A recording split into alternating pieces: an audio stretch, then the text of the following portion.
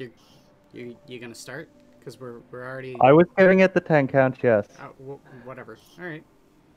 Good evening and welcome to this evening's adventure in D&D with Shitlords. The I'm the most DM. professional one ever. Oh, this was brought together in an hour. But After a week of notice. yes, Sanguine is very, very good at ensuring that we are on time. But that aside, this week is Ixalan campaign once again. I believe this is 2 in a row. Yes. Because school has a little bit of an issue. And due to issues that I am not at liberty to discuss, Shady will no longer be joining us in the Ixalan campaign. But, fear not, our quirky little monk has been replaced by our newest shitlord, Robin. Hi, I'm Robin. Yep. She will be introduced in-game shortly. But to recap the last episode, which was a rather short one, but nonetheless very informative, the party had learned several bits of ancient lore from Ixalan's past, largely the existence of an ancient relic that almost every single major tribe desires, a hidden city that almost no one knows the exact location of, and 3, a sort of overview of the climate between the 4 major influences of the plane. They then proceeded to head in the general direction, which was into merfolk territory, and Sanguine being, well, Morgrim Dino Slayer being the great salesman he is, made friends quickly. I got fish people drunk. Indeed. Is that more drunk than regular drunk? Well, they do live in water, so they're pretty drunk. No, that's watered down shit. That is clearly drank. It's drank, not drunk.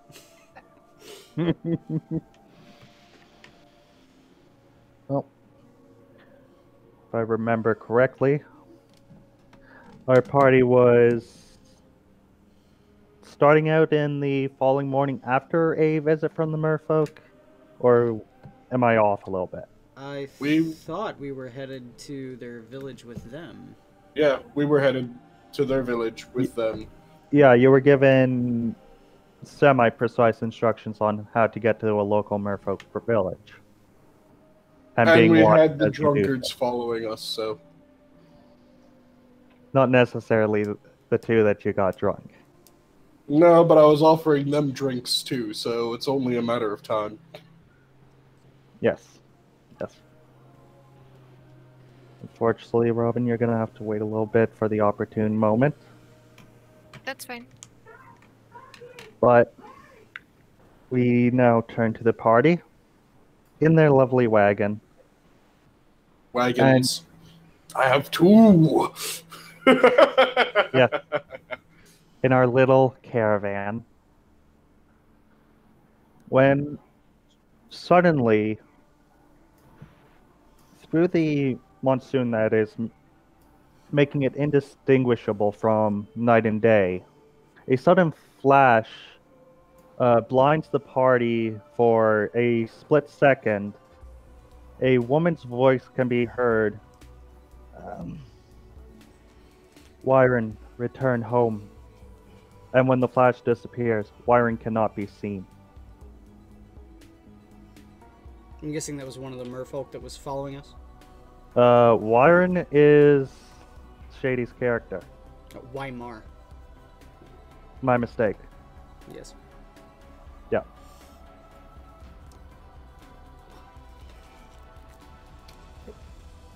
Okay, then. So, where did he go? No fanfare or anything? Cold. Where... Can I come too?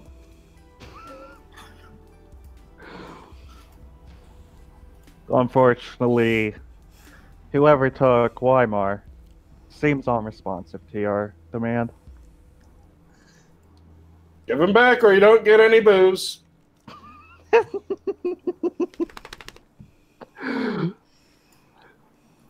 Just for the hell of it, roll persuasion. I would have thought the threat was persuasive enough. And let's see, what is my bonus to that? Persuasion. That is a 21. Right in front of you, a wooden doll that is a perfect replica of Weimar appears.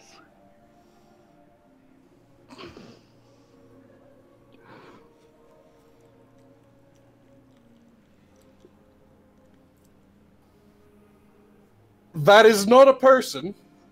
Does this mean that he was a simulacrum all along? Ravello looks over and says, "The gods work in mysterious ways, I guess."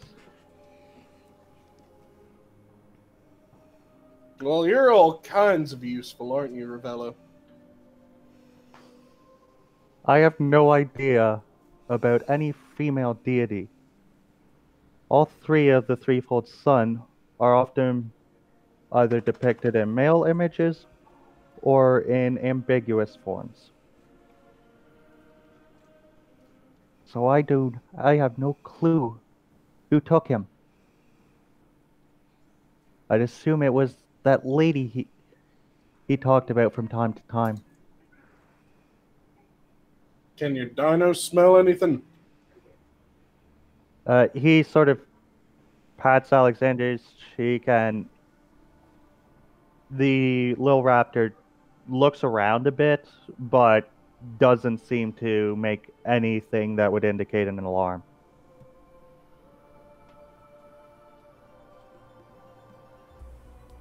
I look over at Glenn. What do you think, Glenn?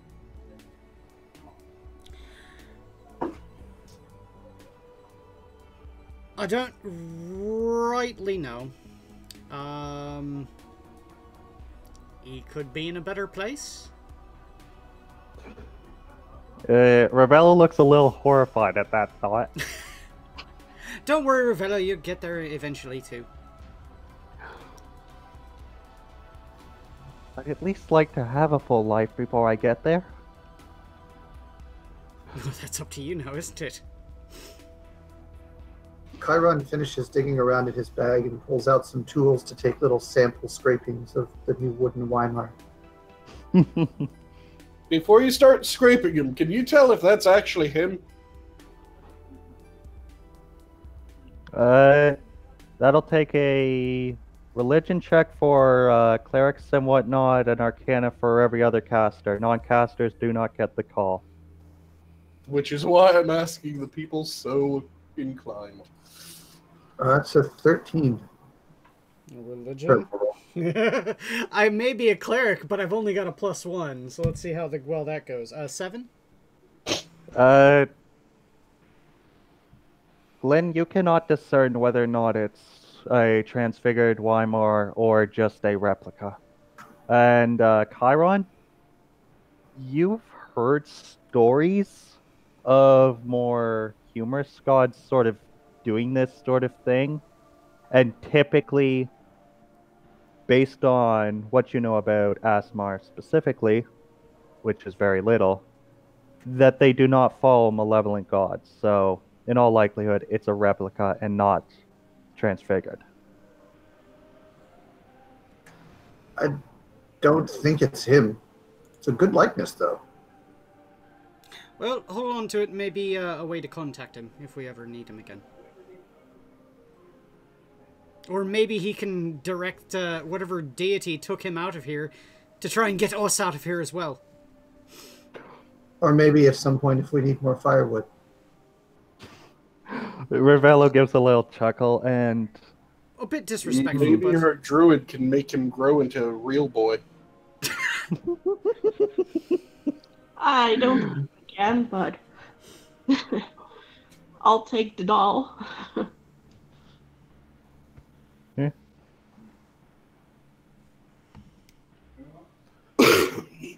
Glenn, why don't you like my plane of existence? Mainly because all of the people that have I've encountered so far have tried to either eat me, stab me, use me in a cosmic game of chess, or have been just downright dicks. I mean, at least where I come from, I'm the dick that's fucking over people, but I do it because I don't really like them too much. I make sure that my targets are very well chosen. Glenn, how much can you hold that against them? They don't have alcohol. I mean, that is very true. They don't also have a civilization to speak of. And Exactly. I said they don't have alcohol. You're just being redundant. And Glyn gives Ravello a little side eye. I'm right here. Yes, I know. He begins muttering something, and Icy understands it as various obscenities. Because she's the only person who knows how to speak Saurian in the party. Yes. Watch your mouth. Jeez. He looks over half shocked. You know what these people are like? Yes, but you don't hear me curse. Hey, Does that I'm mean you like do the it more person privately? giving you alcohol. I'm educating you on the wonders of fermentation. He sighs and sort of shakes his head, just as Alexander gives it a high-pitched chirp, bringing Ravello right to attention. I think we should find thicker canopy. Okay. Or maybe no, we should just keep going. Let's get this caravan of liquid courage on the road. It's also liquid strength. Ravello Holding sort up of a bottle moves of breath. only slightly into the forest at the side of the road and continues along the road. Could I get a quick perception check at disadvantage, please? Disadvantage imposed by the sound of the rain.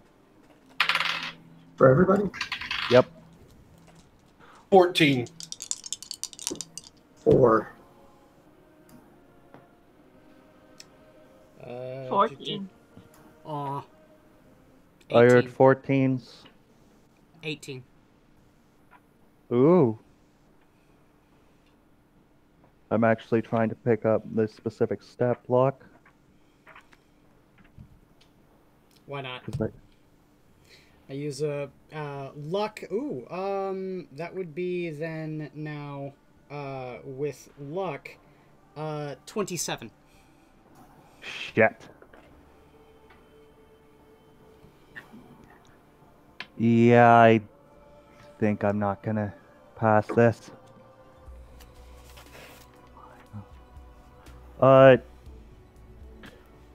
Chiron, Grim, and Easily and Glenn hear the fluttering of scaled wings.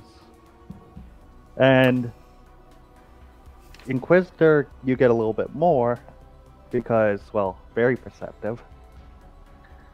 You see a couple silhouettes, maybe in the haze of the rain, of some flying creature. Way above? Sort of on a course towards you. I'd say 50 feet above the tree line. Okay.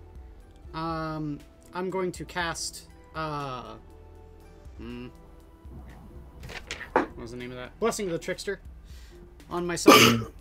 which gives me advantage on stealth checks. Stealth, hunker down, and say, everyone keep your wary eye above the tree line. Something's coming. I have a javelin in my hand.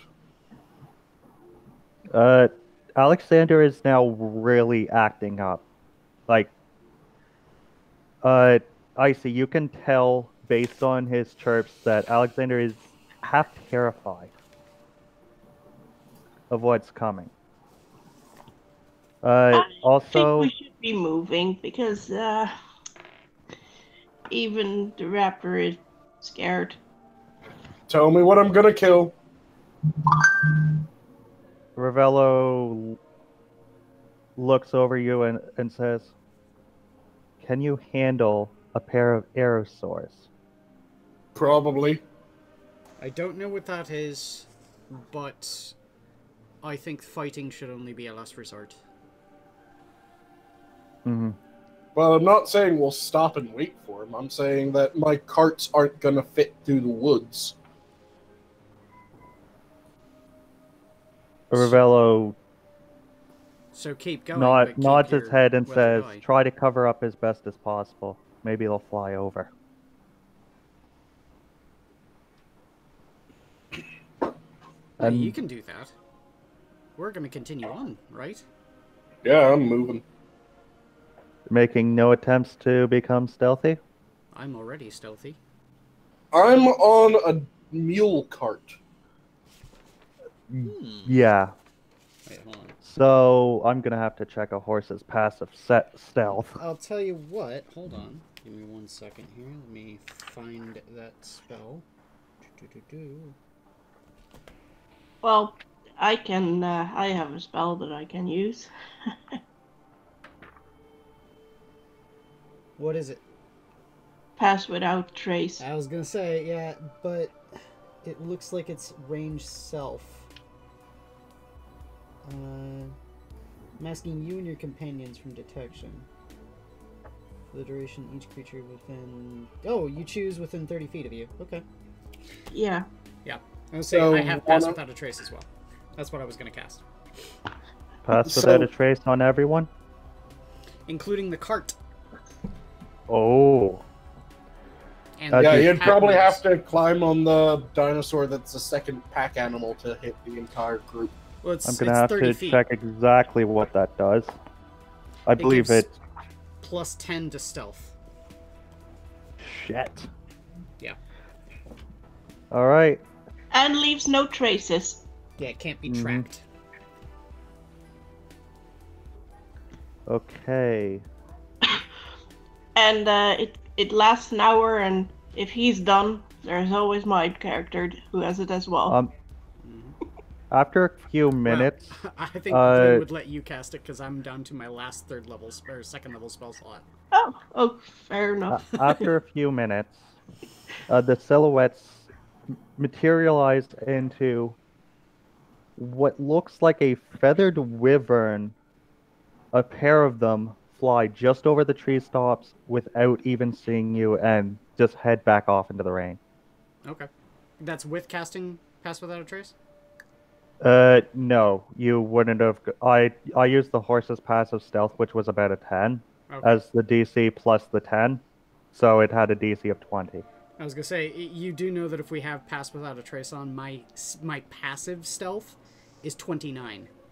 I was going by lowest passive stealth know. in the party, I'm just saying. which was likely the horse. I like The the fact mule. that I can say that I have a passive stealth of 29. Yeah. Very good. And my passive perception is 21. Unaided. Rebello, after he's sure that the creatures have passed, comes out of the trees just dumbstruck. How did they not see you? Grim looks slightly disappointed as he sets down his javelin.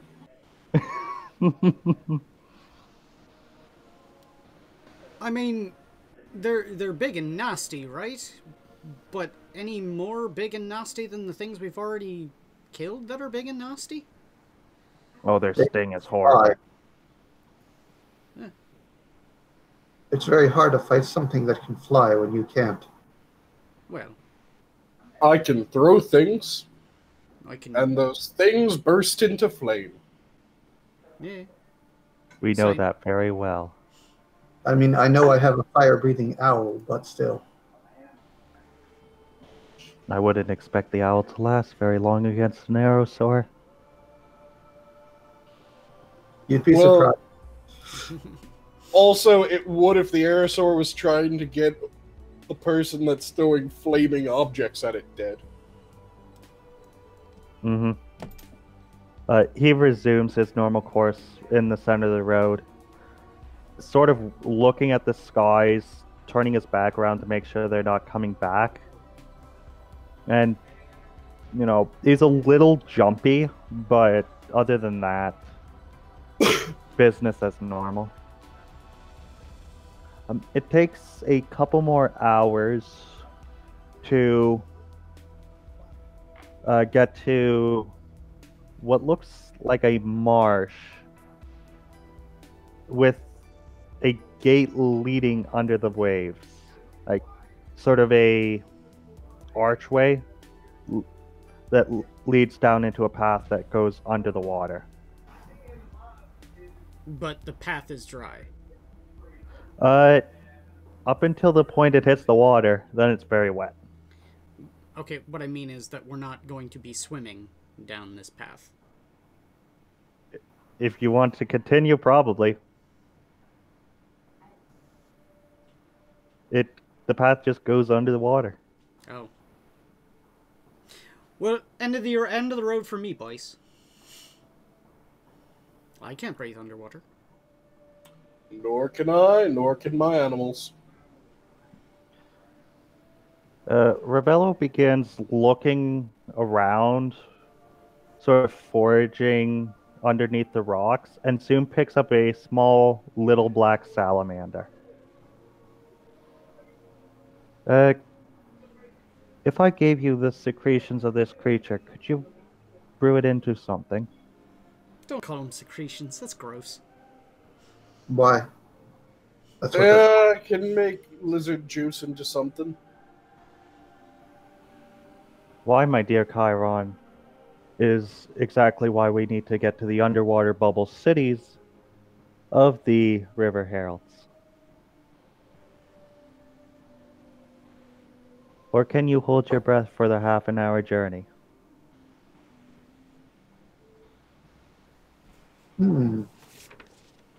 Let's see, what sort of alcohol would everyone prefer? Well, you know mine. I like whiskey. Well, I have plenty to use. Anyone have any objections to whiskey? Not at all. I was more Okay. referring to you. And then he begins licking the salamander's back. Listen, That's disgusting. listen, if you want to do that in your own time, that's perfectly fine. I don't think now is the right time there, Ravello. And you took offense when I said that you had no culture, no civilization. Here you are, licking the backs of lizards. He then offers the back end of the salamander to Alexander, which does similar, and then he sort of hands it off to Grim. Alexander goes right into the water. I take the salamander, I start harvesting the juice, and I start brewing up some deep diver draft. I wouldn't expect you to take the entire 8 hours or so to actually distill. You know, you're just getting it together. I'm using my 40 gallons of whiskey that I currently have you're just mixing sitting to it. hand. You're okay. It takes you a good 10-20 minutes, but the whiskey turns a more greenish color by it and begins expunging a pungent, sour odor.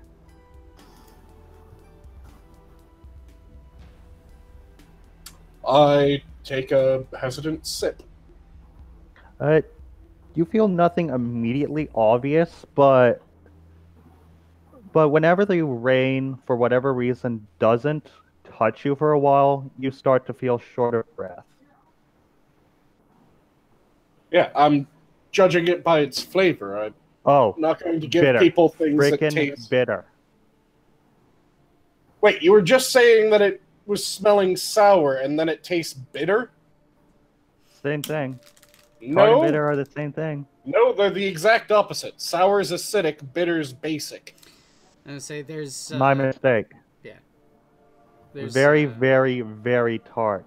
Like sucking on a concentrated lime, if I remember correctly. Or is that bitter? Nah, sour. That's a bit of both, depending. But Well, the rind is maybe bitter, but... yeah. I think you understand what I'm trying to say. You know, it's like sucking on a lime. So I'm just going to quickly improve the flavor with some spice. And keep on nipping on it until it tastes right, and then pass it around.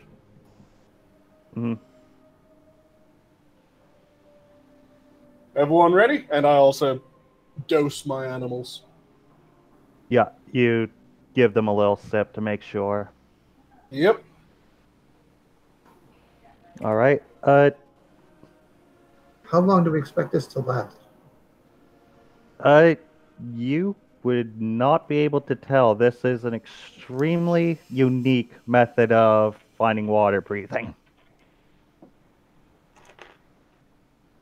So make sure we have plenty.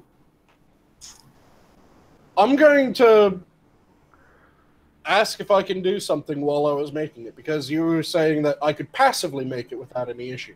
Can I actively make it? To increase its potency. Thus, improving potency. It would take more secretions than this one salamander would be capable of producing.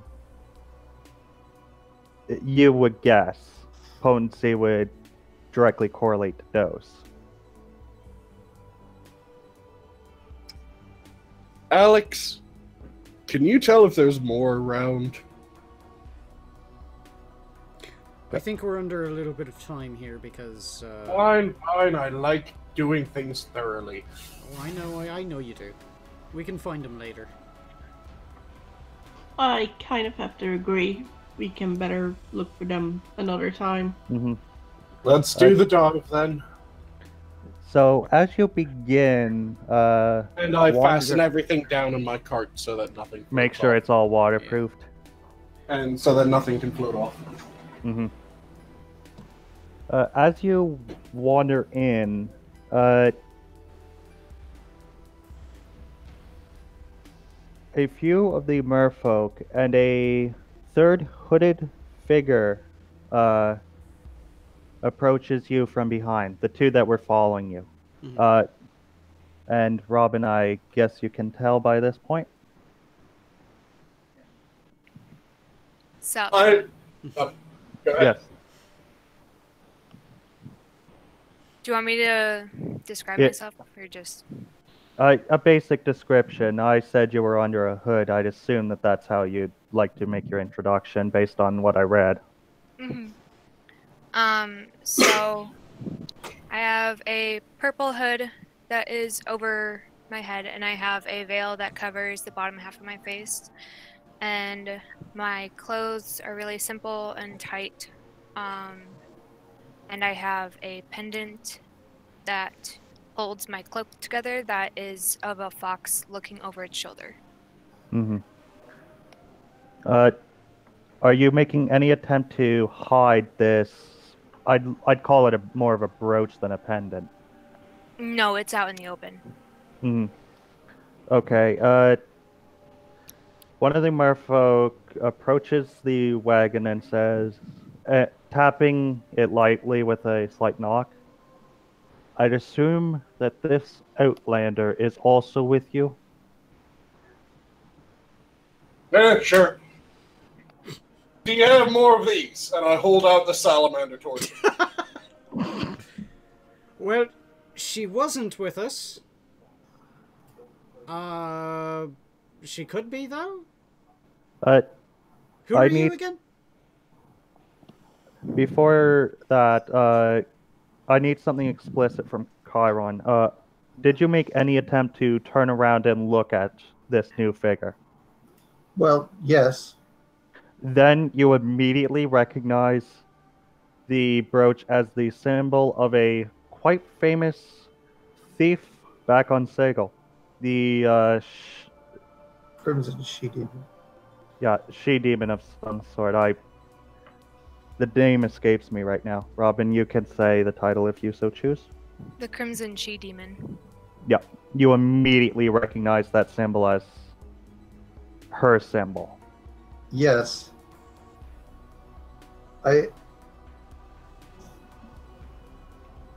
Excuse me. It would be very strange, because I haven't met anyone else from my world, but... Are you the Crimson She-Demon? How do you know that name? I point to the brooch. That's Ah. pretty much all I know. So you recognize my symbol. Have you hired me before? It's likely my guild would have hired you before. And other than that, just stories and conjecture of this hidden figure known to cause an uproar. Like, shit. It's just kind of spinning me out to see anyone from my world here. Have you? I barely know how I got here. Have you not seen anybody else then? You think I'd be traveling with this bunch if I did? Hey now! Right. I help you through, and I give you whiskeys. I think I'm a fantastic traveling companion. And I do too. He's an excellent traveling companion. I never said you weren't. I'm gonna look everybody up and down like really slow and just kind of give them all dirty looks. Chiron looks down at her. I thought you'd be taller. Yeah, I'm used to it. You wanna fight, Tiefling? No. What's the problem with being short? I'll have you know I'm perfectly average for my race. I didn't say anything about you, Sanguine. Just from the stories, I expected her to be 10 foot tall and have lightning coming out of her eyes. No, they crap thunder. Get it right.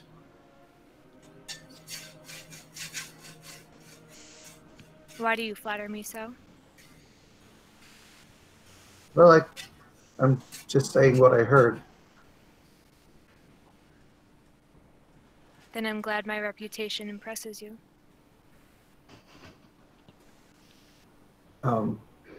Yes. So I get the fact that she's supposed to be some sort of badass. Can you enlighten us on this? Well, from what I've heard, she's one of, if not, well, let's just say she has a reputation for being very good at making people less of a problem. Oh, good. Maybe she can teach me something. You know, considering this this world is making me be this divine assassin. Figured this is kind of my calling anyway, right? Yeah. Pun, I did send you the DM Robin sent me about her reputation, because you would know quite a bit of it. I sent it to him as well. And very good. Beyond making people disappear, do you have any other marketable skills? I mean, is she gonna be sticking you in the back? Do we have to worry about that? I don't worry about her sticking me in the back. I worry about pissing her off. Oh. I'm gonna pull out my dagger and just kind of run it across my tongue and say, do you want to get stuck in the back? Because I can do that. Well, he seems to be afraid of you. Rightly so. Hey, I'm not well, okay. Fair enough. The two merfolk are a little on edge by this back and forth, especially hearing this lady's reputation. And You never answered me. Do you have more of these? Holding out the salamander again. We have no need for them, but they do congregate around the entrances to our cities. Fortunately, they do grant.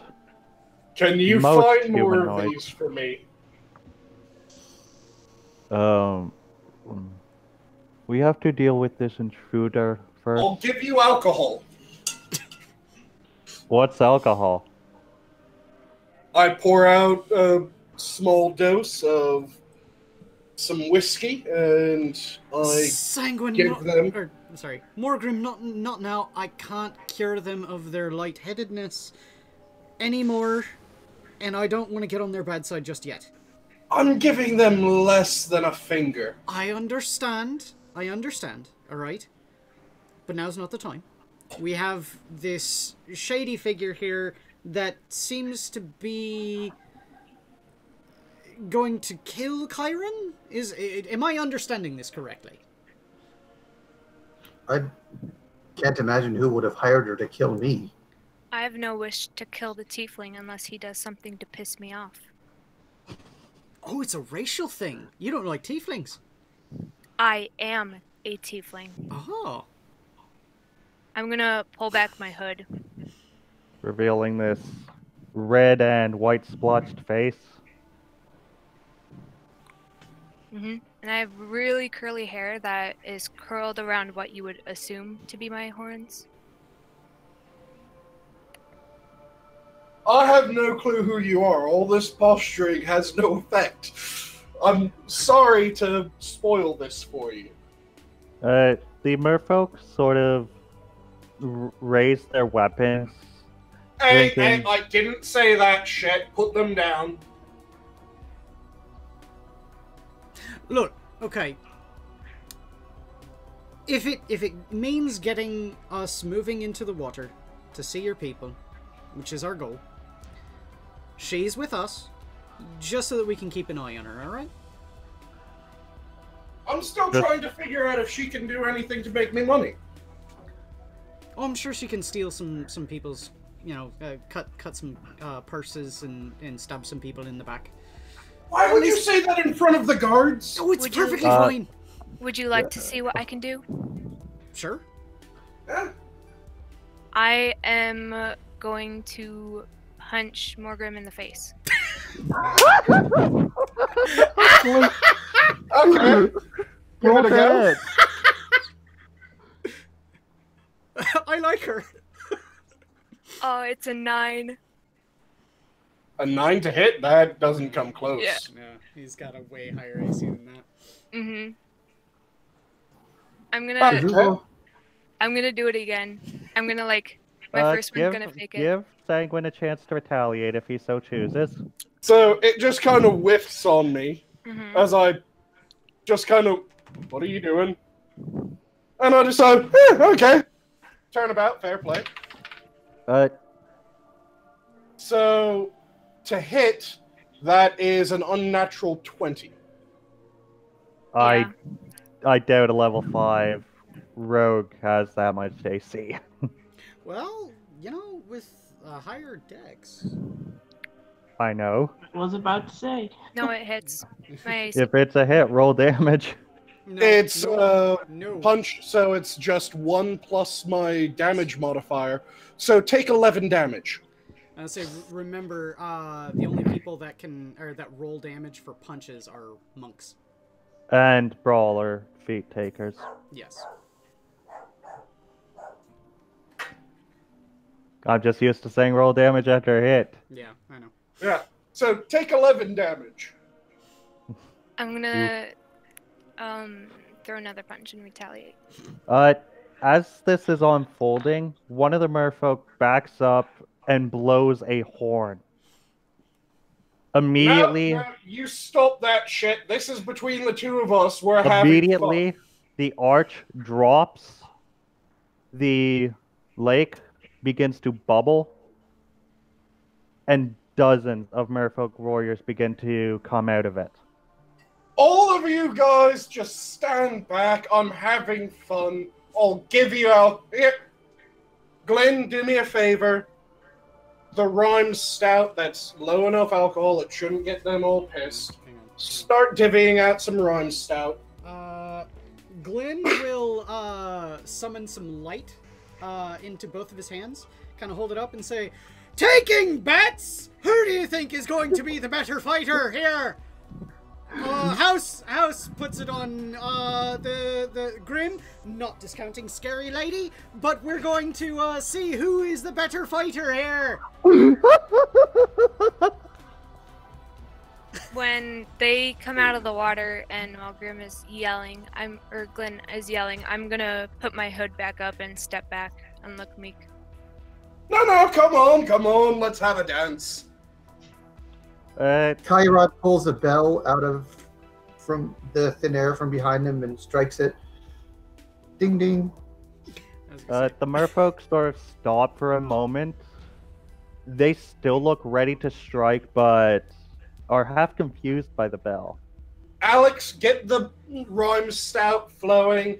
Give them all a glass. Don't give them a full pint. They are new to alcohol. Just part of a glass. Make sure that they're enjoying their time. If they want some meat, there's some meat in the back of the cart. You know what to do for that. And yeah, let's go. And I'll just crack knuckles and just make sure that my recent draft is good. Grim's Wrath.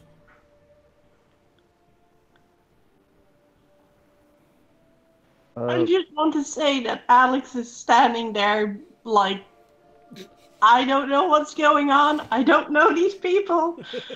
Why have you left me? Ravello and Alexander quickly come out of the water and look at you just in shock.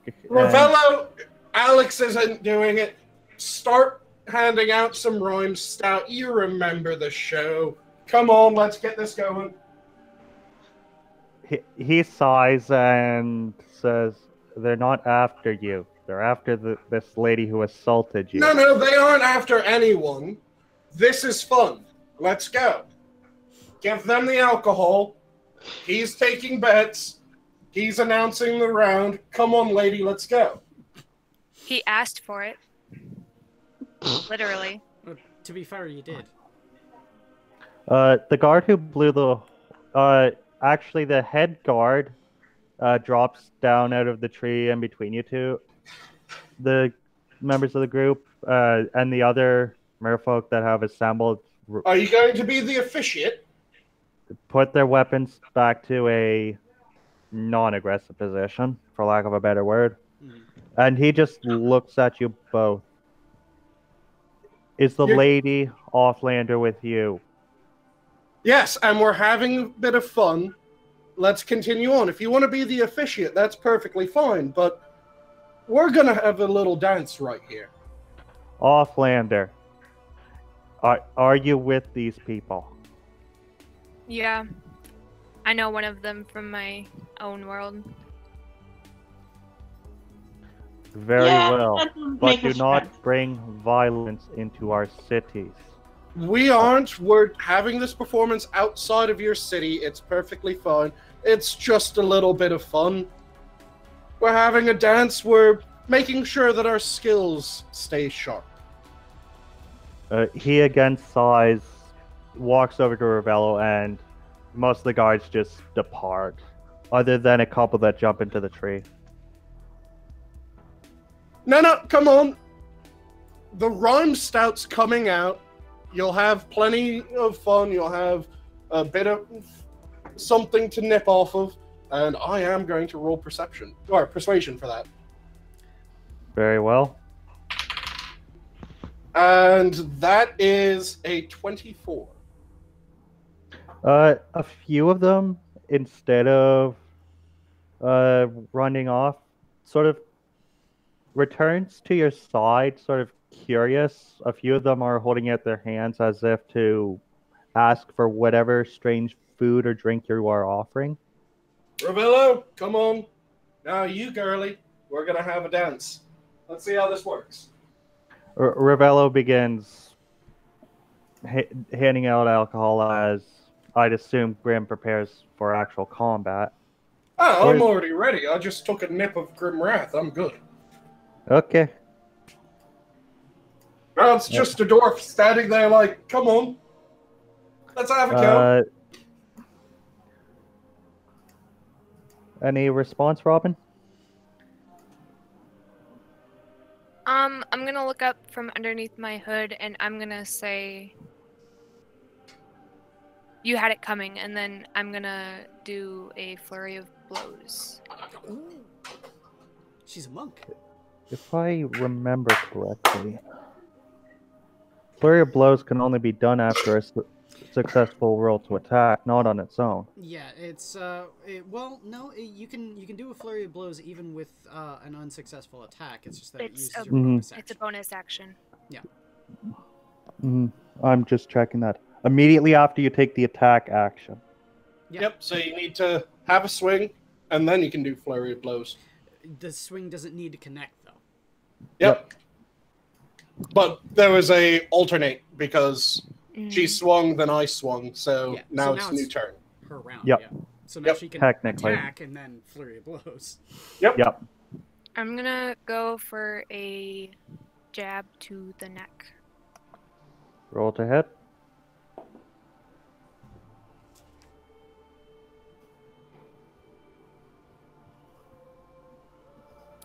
I got a 25. Beats me by a bit. Yep. Roll And damage. she can actually roll damage. Yes. So you add your strength or dex bonus, whichever is higher. 6. 6 damage. Okay. Now would be the time for a flurry. Yeah. I'm actually gonna do a stunning strike on that, so you have to make a con save Oh, of 14. beautiful. And I just have to roll over 4, which I did, and I beat it. Yeah, dwarves get ridiculous. Is not stunned. Okay. Then yeah, flurry of blows. Very good. Make 2 rolls to hit. We'll resolve them one at a time. 24. Yep. Good. 7. On the second, or is that damage? That's 7 damage. Okay. Second blow, resolve. 18. Nope. Okay. Okay, so my turn. And before I start my attack, just nice. And first swing. That is going to be 18 to hit. Yep. Hits. And that is another 11 damage. Jeez. And second swing. That is a 23 to hit. Yeah. Another 11. Okay. I'll say monks, I think by level 5 should get 2 attacks as well. Yeah. Okay. Yeah. I didn't take 2, but that's okay. Yeah. I'm gonna bow and I'm gonna step away. Oh, come on. I'd rather not go down here if I could help. Ravello looks over and just sheeply says, by the laws of the land, she conceded. Attacking further would be dishonorable.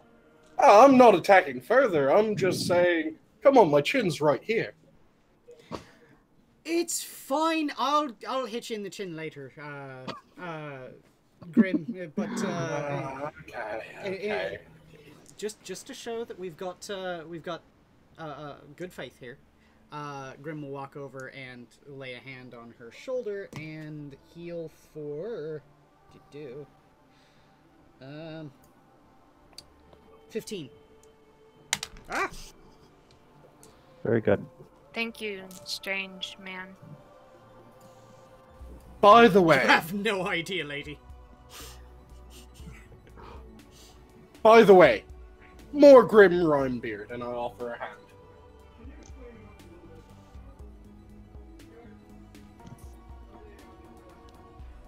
I don't drink. No, offer a hand. Just reaching out a hand as a shake. I'm gonna stare at the hand and then slowly shake it. Shake it back, nice firm grip, and smile as wide as the sky. I'm gonna roll my eyes.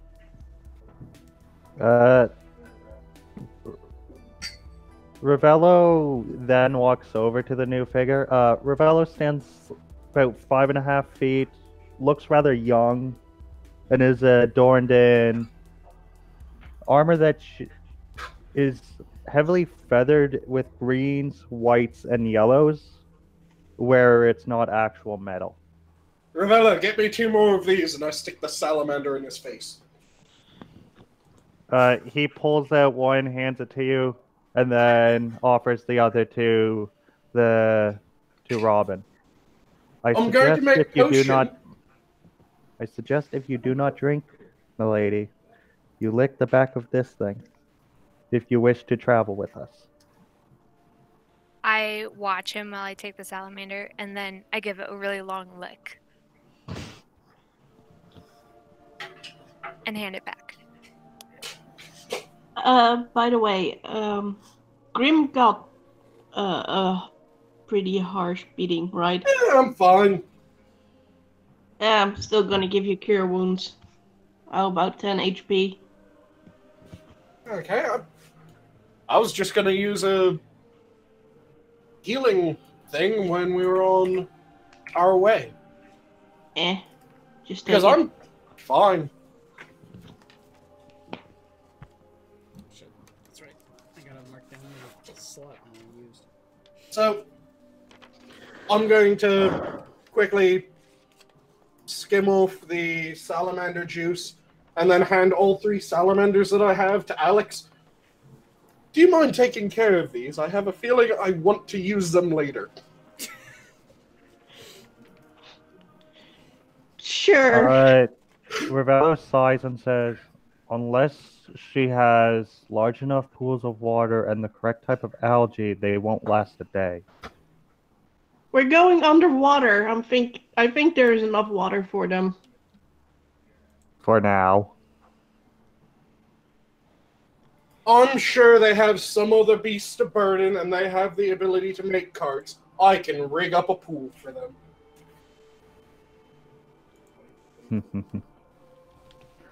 He chuckles and then returns underwater. Chiron hands the other tiefling a small glowing vial. Here, drink this. It'll make you feel better. Thank you, Tiefling. And I'm going to drink the deep dive whiskey again. Make sure you're full up. Yep, make sure that I have plenty of time to breathe. Mm-hmm. Very good. And top off everyone else again. Mm-hmm. Everyone that accepts it naturally. Yep. And let us go. Mm-hmm. As you submerge, the typical feeling of the water almost feels like you're getting out of water rather than in it. You feel perfectly at home breathing and living in the water for the time being. Almost as if, the dry land was foreign to you. Underneath is the underwater portion of the path is a section of archways with a sort of stone bed put on the ground that leads to this huge luminous bubble, for lack of a better word, with large structures adorned with jade mostly, and other vine-like materials. And it looks like it's a little bit far off, as Ravello said earlier, likely a half-hour journey under the water. Then while we're moseying that way, I'm going to pop a hit dice. Or hit die, rather. And I'm going to see how much I heal up. Very good.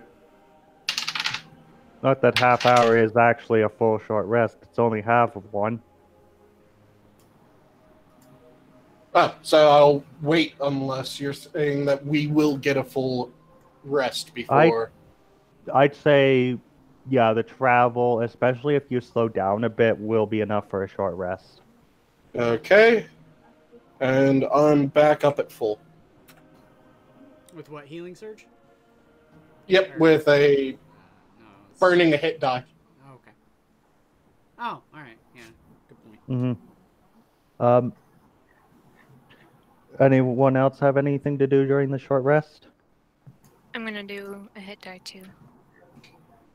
Of course, you two were a little beat up. It's fine. It was fun. Okay, I'm pretty good.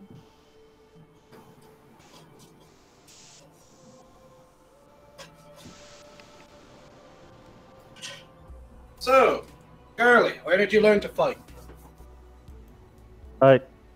You find though your lungs and respiratory system has adapted to the water, your vocal cords have not.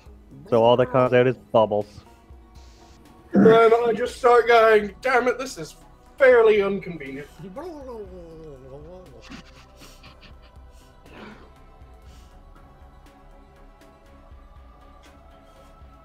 Well, guess we have to wait until the town in order to be able to talk. As you enter the bubble, it sort of just opens up around you, not really breaking, but you know what I mean. It sort of meshes around you, allowing you to pass through. The internal air is damp, like 100% humidity and semi-cold. For metric users, I'd say no more than 10, and for Imperial users, sitting around 40 would be the ambient temperature. And Glenn would pull his coat a little tighter. It's soaking wet. Yeah, well. Now Grim would ask, so where did you learn to fight, Go?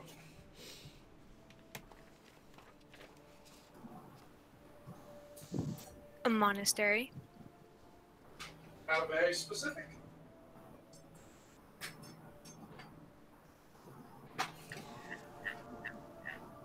Grim will look at, or Glenn will look around and see if there's like a fire or something that he could stand next to and dry off and get warm.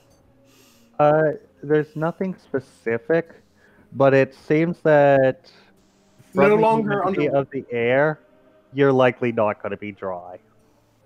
We're no longer underwater, right? You are underwater, but I'm saying you're we in a aren't bubble. submerged. Yeah, we're in something. You're in a submerged bubble.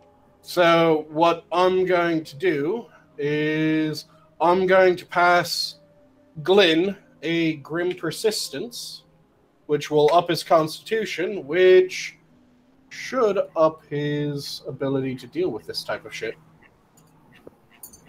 I only have a +2 con mod. Yeah. Now you get +3. Alexander and the other assorted dinos that you have taken with you just sort of shake off the water and, what water they can and just trundle on, almost as if they pretty much know that their yard not going to be dry down here. Like I said, 100% humidity. There's pretty much a haze of liquid permeating the entire city. I'm gonna take my veil off of my face and wrap it around my hair. Since my hair will be wet, I'm gonna wrap it around my hair. Glenn is gonna take off his overcoat and say, well, this place is miserable. I say we conclude our business and then get out of here as quickly as possible. Grim wrings out his beard. Ravello specifically, looks over and says, don't you have specific business with the River Heralds? I wanted to go kill a group of vampires, but we ended up here. Indeed. I too wish to get vengeance for my entire family's deaths. So let's talk to them, see what they know, and figure out how much of a deal I can make here. Considering that the closest thing to what you sell that they know is a slightly fermented algae, I don't expect them to agree with your tastes. You shut your whore mouth, boy. Glenn will take off his boot and then just kind of pour out all the water. Last thing we want is to get jungle rot. I'm gonna slide up to Chiron and say, so how did you come about being here? Misadventure. Like the rest of us. I walked into a teleport circle You know that for suddenly sure. appeared in front of me. You know for sure Well- that it's a teleport circle? I have a drawing of it. Upon being presented with the drawing, Robin, you recognize it as a sigil that appeared on the floor near one of your last marks that didn't exactly go exactly successful, ending in you becoming unconscious, and when you regained consciousness, you were here. I remember that. I believe that's also how I came about being here. Chiron reaches behind himself and pulls a large palm frond out of nowhere. He uses Mage Hand to start it fanning himself.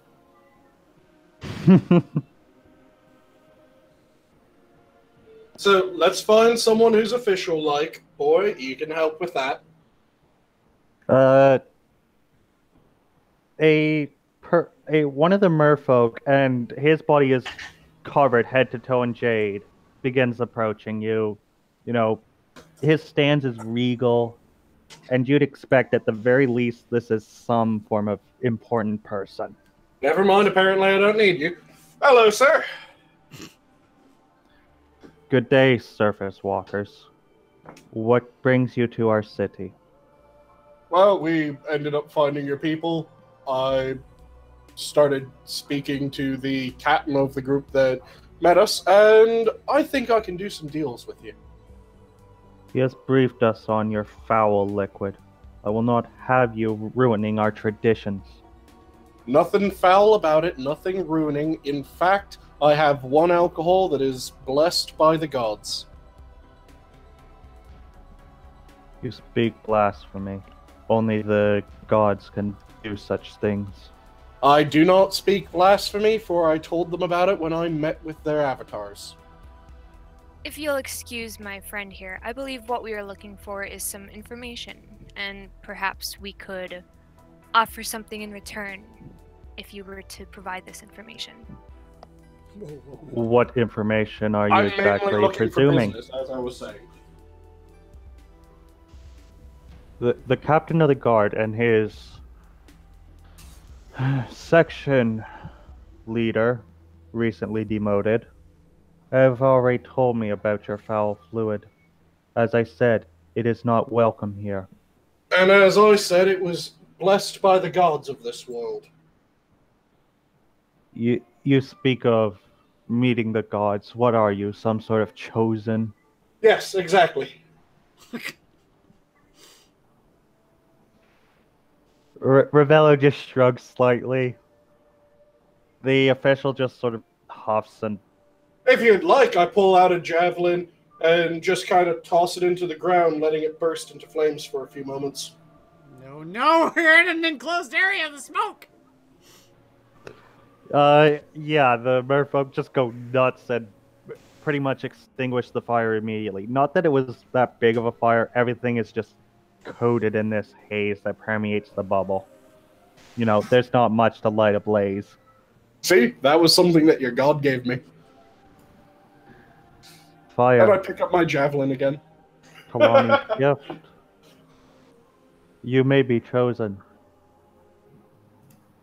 But what exactly do you require in terms of information? She was the one who mentioned information. I was... Oh yeah, we do have to figure out where these vampires are. I mean to kill them. Yes, You we're are looking to take care You are of your enemies vampire. of the Legion? Killed a Is it bunch of them. everybody? Took Maverick hostage for a little bit. More like they're enemies of us. At the mention of Mavrin's name, the official perks up and says, "You killed Mavrin Fane?" Well, chopped off his limbs, kept him prisoner, and then, yes, we did end up burning him. He is rather shocked and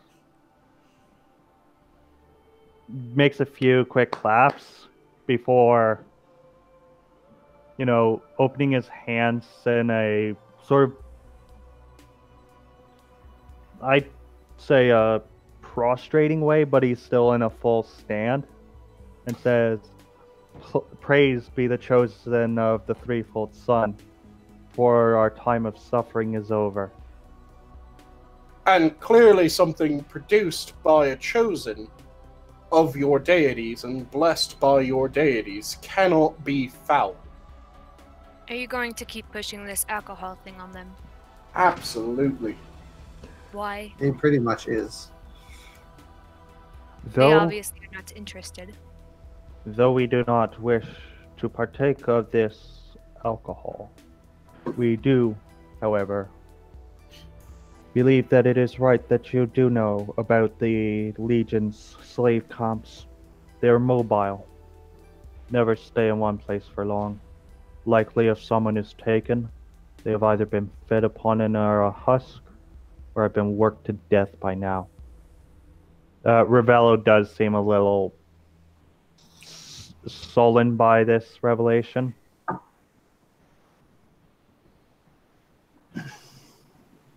He says, "Yeah, that I found my mother in the former." Yeah, we're still going to kill them. So I still need to be able to find them in order to kill them. There is one that was apparently the main one that wrecked the town. I want to see how long he lasts. If you're referring to another one of their commanders, that might be Vona. He is much more powerful than Mavrin, and likely you will not be able to even harm him. I've heard that before. It's bullshit.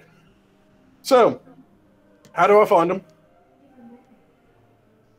The Legion of Dusk controls the eastern half of the island. But we have our own issues. And out away from the bubble, an explosion goes off, sort of causing the bubble to ripple a bit. These damn pirates never give up. Pirates? We've already got vampires to deal with. Now we've got pirates. Well, I'm not The sure. Brazen Coalition are pirates, only interested in our jewels and treasures. They cared nothing for our culture. And come to think of it, short man, you talk a lot like them. I'm chosen of your deities, and now you're trying to insult me again. I am beholden to praise your actions, but how you act is up to my own judgment. Do you not talk to the merchants of your town? The merchants do not deal with outlanders at all, without my approval. That's not the question I asked. Do you not talk to the merchants? How many of them try to sell what they have? All of them. Exactly. And that's important because What do you think I sell? foul fluid that you claim to have No, been blessed not foul with by fluid. gods? I sell things that can improve the person that imbibes them. I sell beverages that can make your men stronger, that can give your warriors an edge in battle. I sell drafts that can make people feel more comfortable. I sell drafts that can increase the fortune, the blessings that someone is given. I sell drafts that make someone hardier. I sell drafts that can do just about anything because they help people. And I sell drafts that taste. I sell things that benefit people not just by the abilities that they're given, but by the sensation and enjoyment of drinking them. He, exasperated, looks over at Robin and says, "Is he always like this?" She wouldn't know. I would say yes, but I don't know Yes. him very well. Other than his forwardness, which one of you is a leader among your party? Well, bad news. He just holds his head in his hands. 2 days' journey north is the last location of a pirate band we know of. Maybe you can assist us with them. You know, we don't very much know anyone from Adam here. What makes the pirates such baddies? As I said, they do not care who they pillage from. They do not care who they kill. They are drunkards, braggarts, greedy. Sounds like a prime opportunity to sell some alcohol. I was gonna say, killing people, that might be a little bad, but everything else is perfectly fine.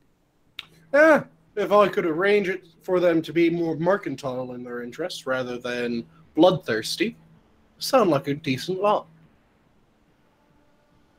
If you dare deal with the pirates, you are forbidden to ever re-enter this city or any city ever again. So, what you're saying is, you belittle my profession ever since I show up. You insult me. You insult my produce, what I put my work into. And now you give me an ultimatum and you're thinking that this is an issue. I think your non-traditional ways are an issue and a threat to my people. Clearly your gods beg to differ. His ways are just as traditional as yours. He just has different traditions. Can I roll an insight check to see how serious this dude is about not letting them back in? Go ahead.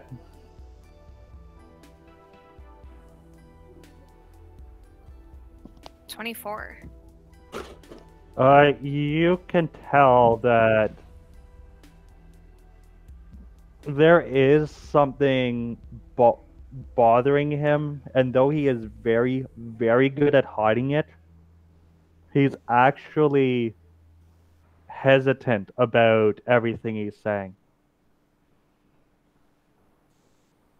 Okay. Continue. I'm gonna keep that in mind. Is not your main issue with the pirates that they are attacking you. If we could get them to cease attacking you, then would that not solve your problem?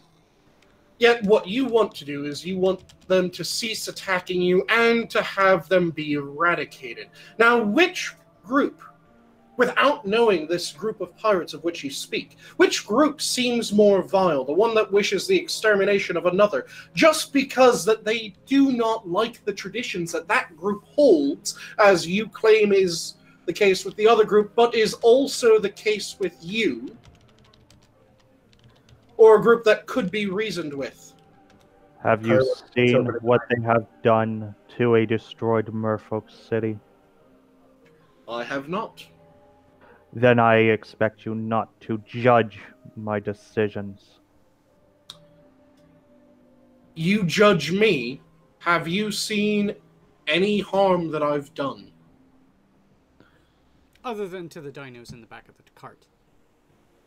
They attacked me and now they're meat. That's normal. You have. How about the fact dinos? that said former section leader is still spilling his guts out in his own latrine? I'm gonna He ask must you a have nipped a question. hell of a lot more than I gave him because I did not give him anywhere near enough for that. Remember And the also, draft. I gave him lesser restoration, and Yep. Ryan's gonna... Mr. Merman, I'm gonna ask you a question. Why do you think it is a good idea to send people that you have just met and don't know on this mission and then threaten them? Why do you think that's a good idea? He, I like her.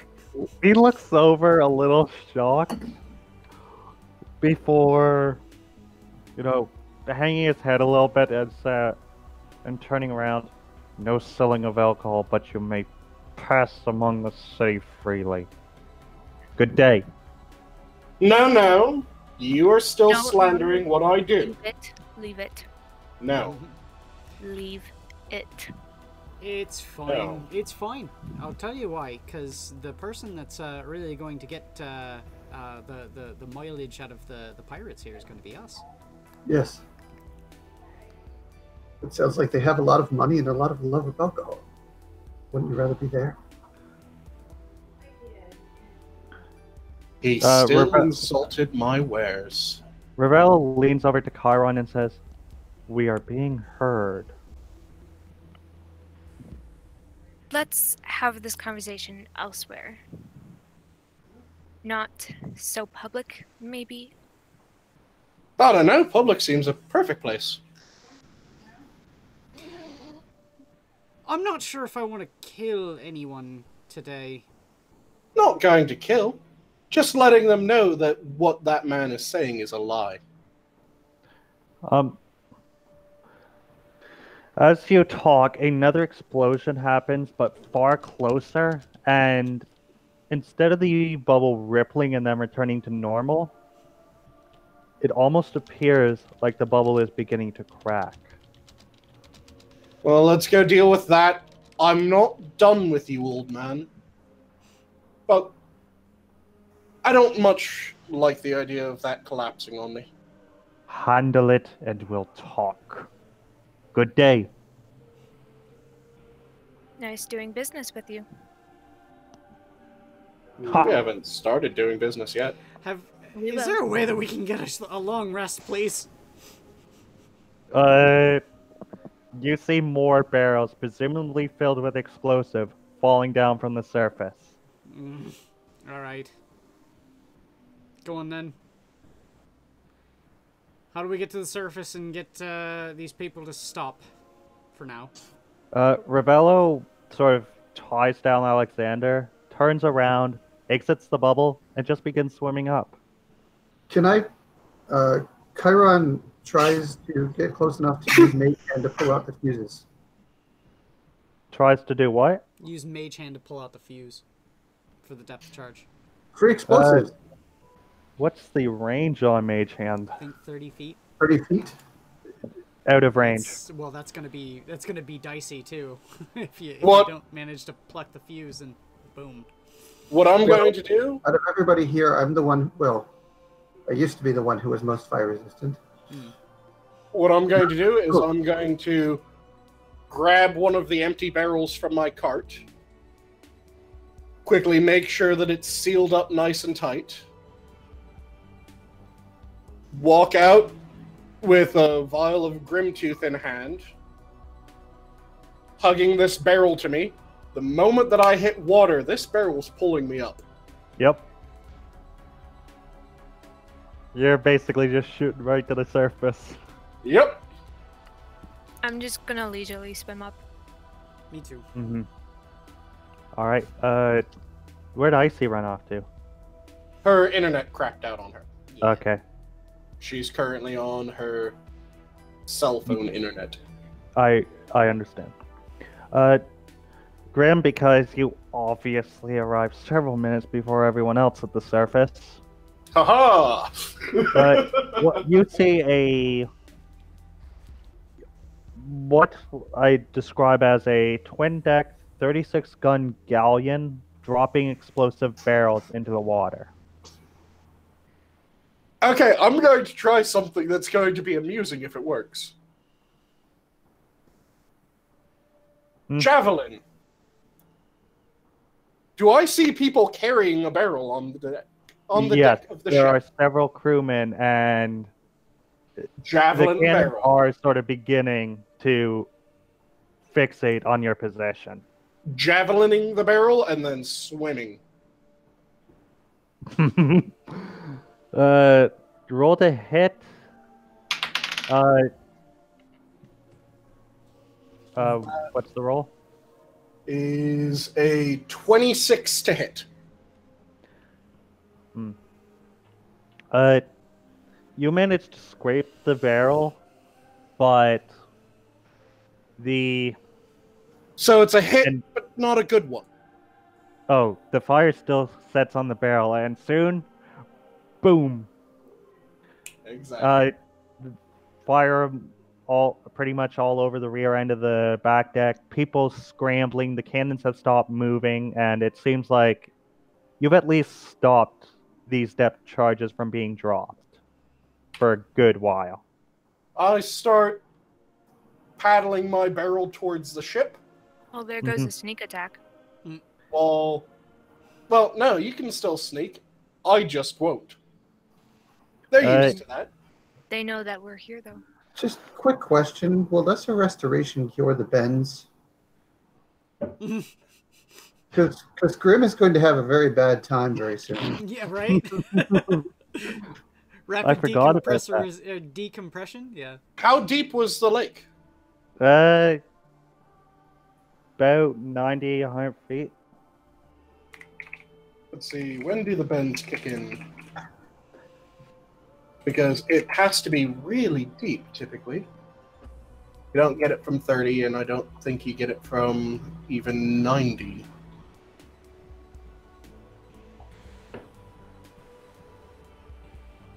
And yeah, going to start swimming towards that and prepping another spear. Very well. At this point, the rest of the group surfaces and sees, well, Morgrim on a barrel swimming towards a flaming galleon. The galleon is on fire? Yeah, he lit the thing ablaze by lighting off one of those depth charges on deck. Go ahead. Has it dropped anchor? It seems to be more focused on damage control than even navigation or steering. Well, no, I mean, because it's hard to climb onto a galleon from the water, unless there's something down in the water, like an anchor. A ladder. Or a ladder. Yeah, it dropped anchor when the damage control started. Okay. Just to keep it in place while everyone tries to prevent the powder kegs from going off. I'll look over at Robin and point to the anchor and give her a quick touch on the shoulder and give her blessing of the trickster. That gives you advantage on stealth checks. I'm gonna take a moment and cast Pass Without a Trace as well. Advantage and a +10. And I expect you're swimming stealthily, so roll that.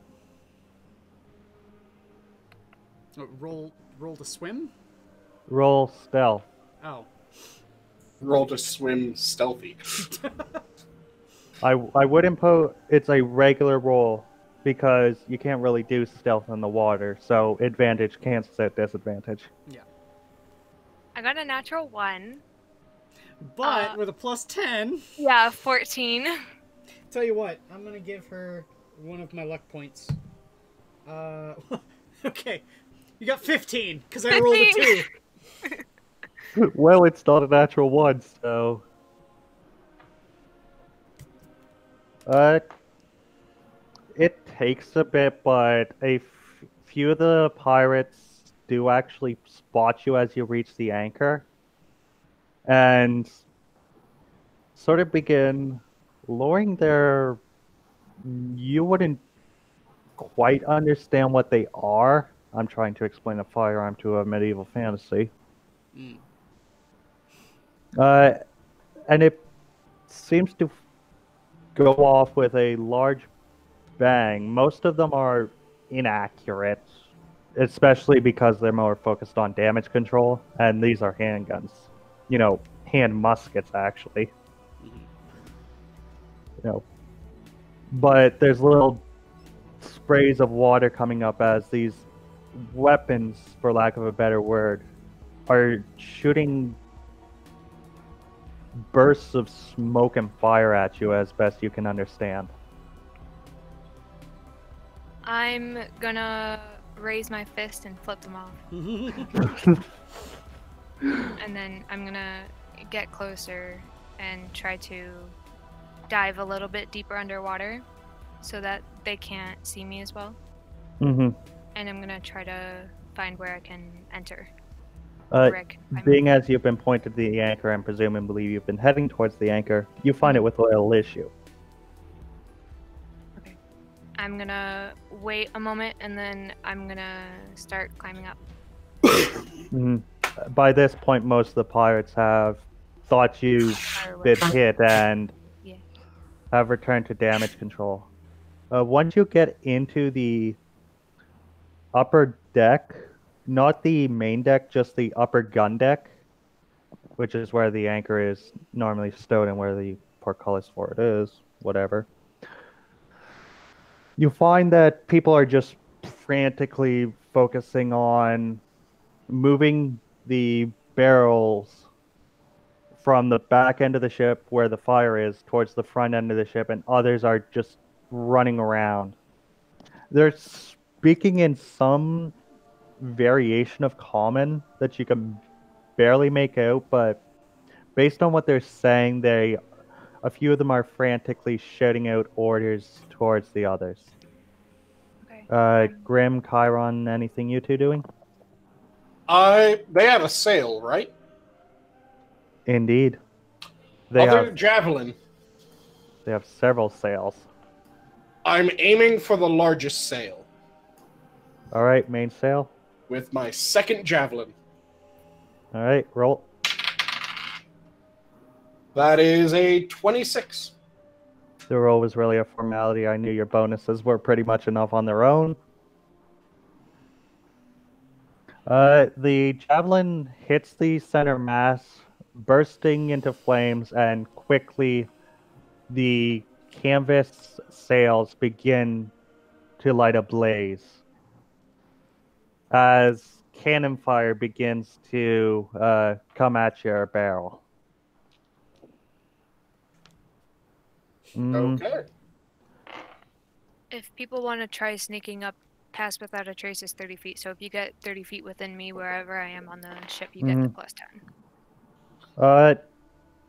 Also, I think the person burning their ship is... That's what they're mostly focusing on. I'm gonna more pull Grim, my hood could up. you give me a dexterity saving throw?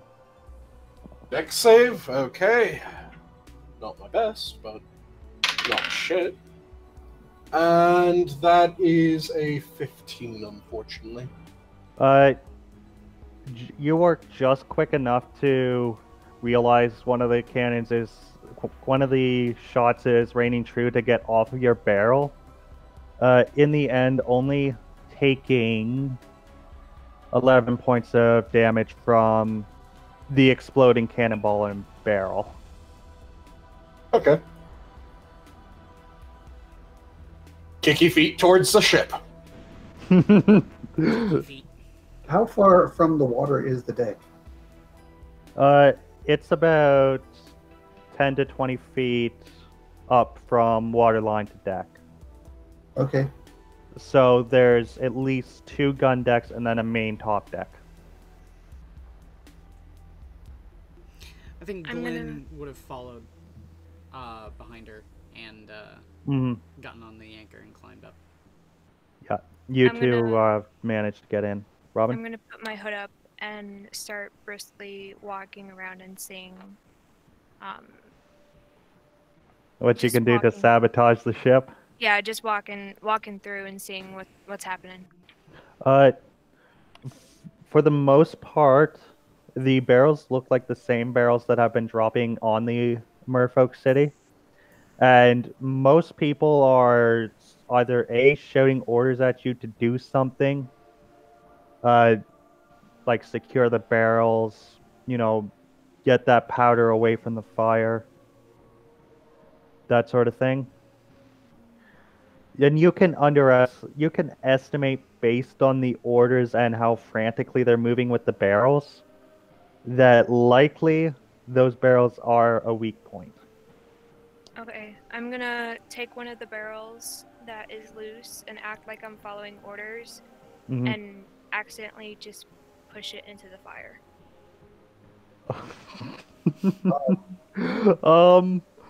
Quiz and Robin, give me a dex save. Robin, yours is at disadvantage because you're right in front of what's about to happen. Badoom. Badoom. That would be a natural 20. I got a 20. You realizing what's about to happen, Glenn, you're just right back out the porthole you came out of. And Robin? I got a 24. 24. The moment that the barrel... shit. I need to plug in my computer.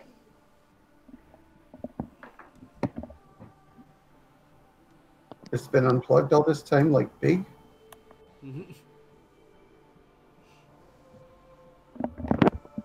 Okay. The moment that the barrel touches the open fire, it explodes. Fire everywhere.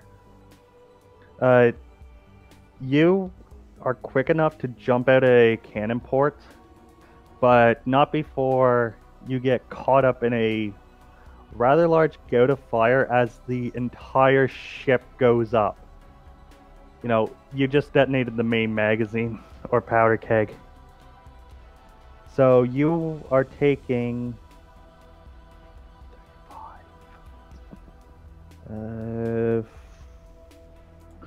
42 fire damage, and due to the fact that you're a tiefling, that's reduced to 21.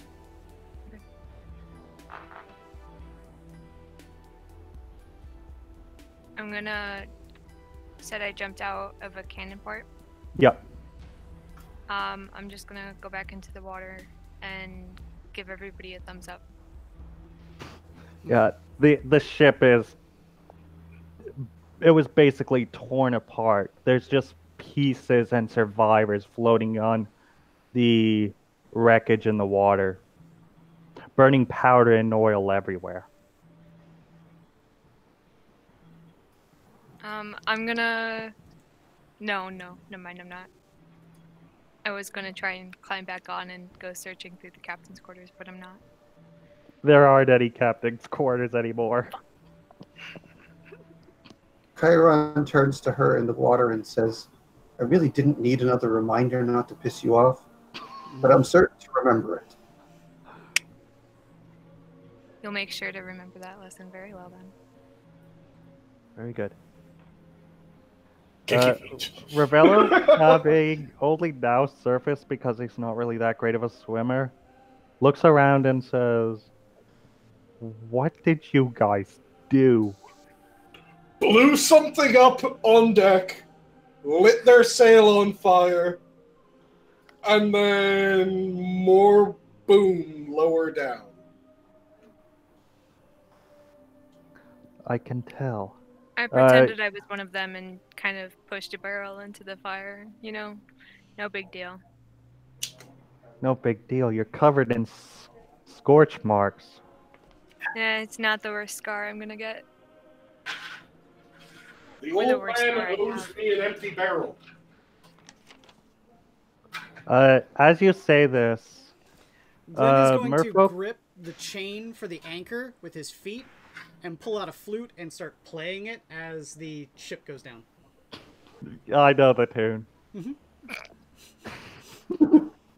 As you do this, merfolk warriors begin surfacing from the water, grabbing survivors, taking them down to, well, you could assume.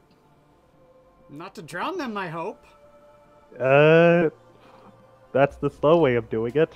I'm gonna start going over to people that are like jumping into the water, like falling into the water, and I'm gonna go like searching through their pockets. Okay, give me a sleight of hand check at an advantage, because they're not even focused at all.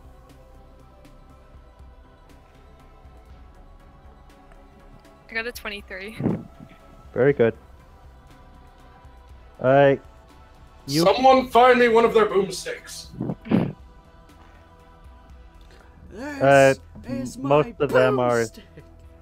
Most of those are sunken away. And those that are capable of being found are probably mangled beyond all repair. I'm going to get a merfolk to find me a boomstick. I'm just looking for like money they have or Yeah, something valuable. through that process, it doesn't look like typical currency, but you can tell by the weight and general color that you have found 50 gold pieces and 5 platinum pieces.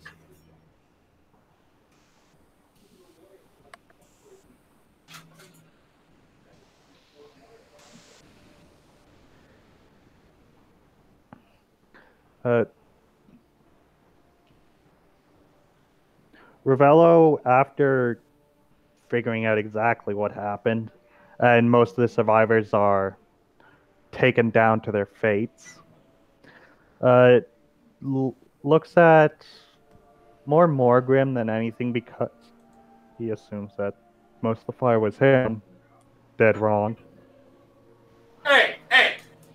I know you caused a good bit of fire, but... I'm the progenitor of the fire. Indeed. Without my fire, no other fire. Yeah, and just says, I'm pretty sure that official will be more into talking with you now. Good. I'll see you all back down there. And I'm going to take out a vial of the oil of etherealness, quickly rub myself down, and just start sinking. You're going to use the oil to get back down. Yes. Very well. I'm just going to sink through the top of the bubble. Okay. If you're sinking through the top of the bubble. Oh, wait. I see why you use the etherealness potion. Yep.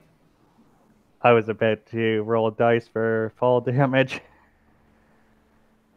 But no fall damage. Since Glenn can still water breathe, I'm just going to ride the wreckage all the way down. Ah. And then just recongregate at the front gate. Mm-hmm. I'd assume that that's more or less what everyone's doing. Yes. Find me interesting things, Glenn. Yeah, I suppose I can take the time and go through the ship as soon as the fires are put out when it sinks. Yeah, that will be a investigation check. Okay. Natural 20. Right there. Natural 20. Ah! Very good, very good. By some odd fluke of luck, you wouldn't say it's luck, you'd say it's your deity. Yeah, of course. You make your way instantly to where you believe that the captain's quarters were on the ship, and find a small casket, still about 50-60 pounds to haul, but small enough that you could probably do it on your own. Okay, I'm gonna open up the casket and see what's inside. Gold, jewels, and other shinies. I'm gonna take about half of it and stow it away in my packs. and sort of make the casket look like it's been unaffected, close it up, and then... Well, no. I'm gonna take half of it out, I put it in know. my pack, and then I'm gonna take the casket along with as well. Yep. Very well, I'll resolve you that later. Okay. Everybody heard what platinum and gold they got, right? 50 gold and 1 platinum? Or... One platinum and 10 5 gold. platinum, and that was just you. Okay. Yeah, I know. I'm spreading it. She's divvying. I'm going and giving everybody 1 platinum and 10 gold. Yep. Okay. After you guys have gotten back together, so we'll just move to then.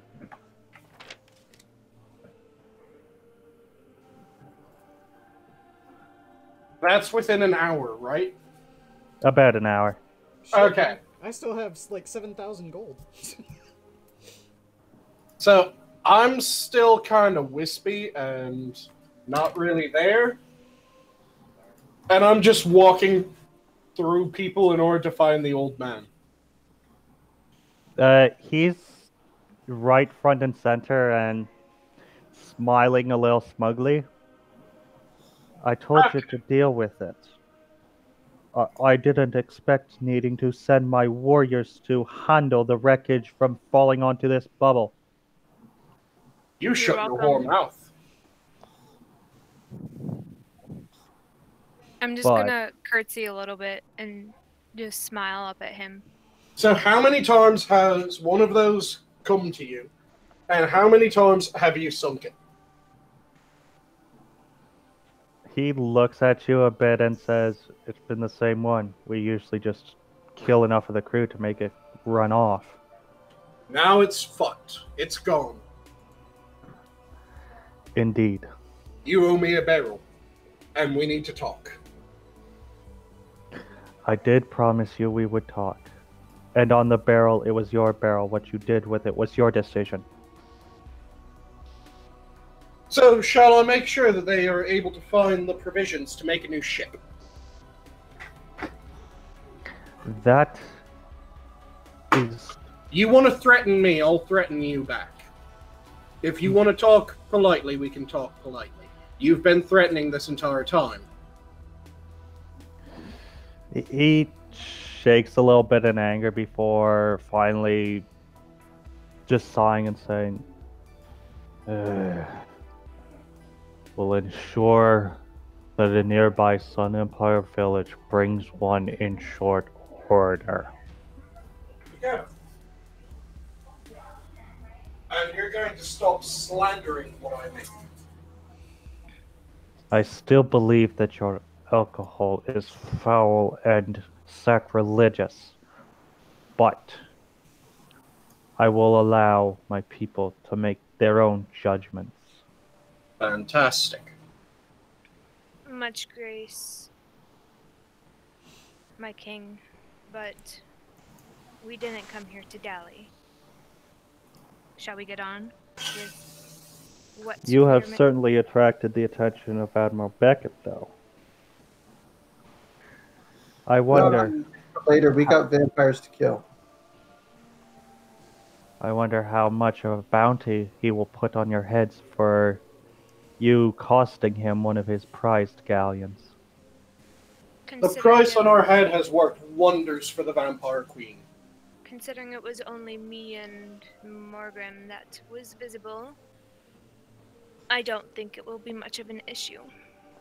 Besides, nobody really knows what I look like.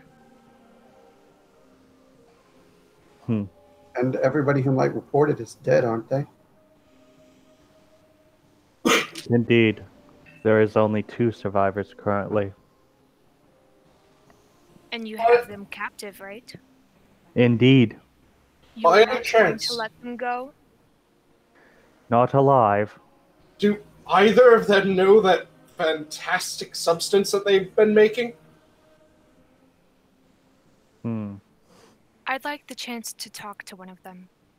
I think we all want the chance to talk to them. In time, my dear. For now, and he pulls out a small... doesn't look like paper, more looks like a sort of viney wood, but he folds it over and just hands it to Margram. Your business license. I take it. Thank you very much. I'm going to reach into one of my pouches and pull out a little pin of my fox and hand it to him and say, if you need me, ask somebody else who might know me, and they will get in contact. I was really hoping that you would just leave off with, if you need me, ask someone else. The official takes it slowly and looks it over a bit before sort of putting it in his pocket and says, "Thank you, miss. I trust that you will abide by our laws during your stay here." I curtsy and say nothing. As for the rest of you, Oh, I'm perfectly happy to deal truthful with anyone that deals truthful with me. a older interpretation of the law, but one that has not been invalidated. Very well. I hope that we only meet under happy circumstances and not under other. By the way, do you have more of these? And I hold up one of the salamanders. Sun Empire tribes that live close to our lands cultivate them. I'd honestly ask your friend here. He looks like he is from the Empire. He's sort of nudging over to Ravello before he turns and walks off with his entourage of guards. Wait, one last thing before you go. Hmm? You have alchemists, right? Of a sort. I'd like to talk to a couple. You may freely roam this city as long as you do not infringe on the rights of others. Yes, so where are they? I said you're allowed to freely roam this city. I said nothing about assisting you in that goal. We can ask somebody else. bird. Let's leave the nice king alone for now. Nice king. Thank you, madam. I have several important affairs to attend to, and of course, the interrogations. Important. If you happen to So important. see it fit and set a time for me to be able to talk to one of them, I would be much appreciated. In 3 hours' time, large building, top of the largest vine growth in the city. Let me know if they know boom powder. So Indeed. important. Okay. Okay, I need to find alchemists. I want to find out what animals I can turn into drinks. I don't want to sleep in this goddamn city, but I need a long rest. I will The make trouble for us. Ravello looks over at the thought of a long rest and then points to one of the larger jade and vine buildings that has a sign in a foreign language and says, "That's a tavern." Let's go there. Wait, you have tavern? What do your taverns sell? Like I said, lightly fermented algae drink. Okay, I'm going to make sure this tavern does business proper. Perhaps you should switch to that business instead. There's one problem with that. Lightly fermented? Bird Yes. doesn't do anything lightly. Yeah, why would you make something weak? It's only something to relax the merfolk after a hard day. Yeah, whiskey does that beautifully. As I can attest. But for now, I do believe that we all require some rest. Are you giving Ravello a drinking problem? I think that's canon by quite some time now. Oh, all right. And at that, Ravello sort of takes a bag off of Alexander's pack and puts it in your cart, and then taps on one of the full barrels. Yes, yes, and I give him a. Can I look for the building that the king was talking about? Can I see it? He said it was the tallest, right? And I give Ravello a pint of wild Ixalan sun.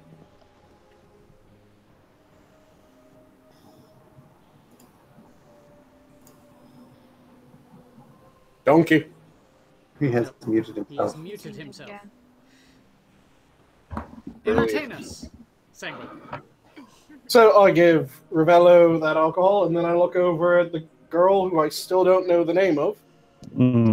Ravello takes the alcohol and wanders into the tavern. That is So- very true. You know, we don't know your name. What alcohol do you like? Do you like your beers dark? Do you like your beers light? Do you want something a bit stronger? I have whiskeys. Do She you said like she wilds? I don't drink. I But if assume I do drink whiskey. But If it's you do only drink whiskey, on very okay. rare occasions. have a couple fingers, and I pour out some of Grimm's whiskey. Mm-hmm. I'm gonna take the glass and nod my head and just kind of hold it. No. Sip. Chiron will take a finger as well.